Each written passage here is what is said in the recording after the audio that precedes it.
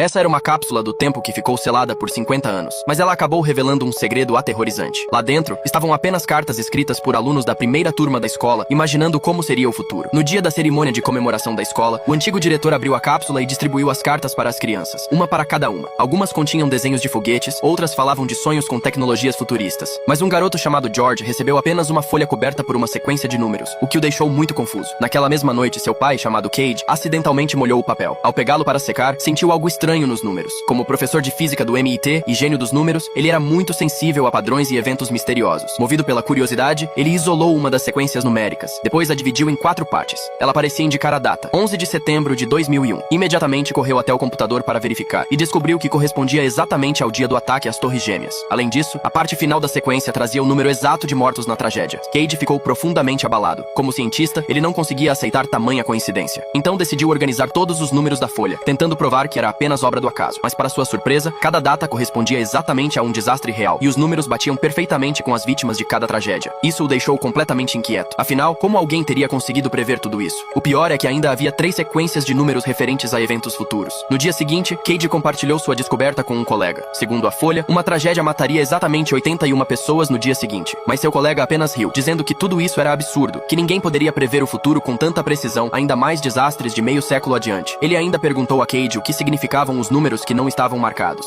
Cage ficou sem resposta, pois também não sabia o que significavam. O colega passou a acreditar que ele estava ficando louco, talvez afetado pela dor da perda da esposa, que havia morrido justamente em um desses desastres do passado. Isso deixou Cage irritado. Ele então jurou para si mesmo que descobriria a verdade. Foi até a escola procurar a professora da época para saber quem tinha escrito a carta com os números, mas foi informado que a criança havia morrido alguns anos atrás. Todas as pistas pareciam ter chegado ao fim. Ainda assim, para testar a veracidade da previsão, Cage passou a noite inteira monitorando notícias no mundo todo. Nenhum desastre aconteceu naquele período. Achando que talvez estivesse enganado, ele acabou dormindo e perdeu a hora de buscar o filho na escola. Lá fora chovia muito e as ruas estavam completamente congestionadas. Cage ligou para o colega para se desculpar, pensando que talvez tivesse mesmo exagerado. Porém, naquele instante, ele notou que a localização marcada no GPS coincidia exatamente com uma das coordenadas da folha. De repente, percebeu que os últimos números, na verdade, representavam coordenadas geográficas. Assustado, desceu do carro e correu até um policial para saber o que estava acontecendo. Foi informado de que havia apenas um pequeno acidente, sem maiores consequências. Mas naquele exato momento, o policial olhou para algo, empalideceu de terror e saiu correndo sem dizer nada. Curte o vídeo, segue esse canal e comenta a parte 2 para continuação.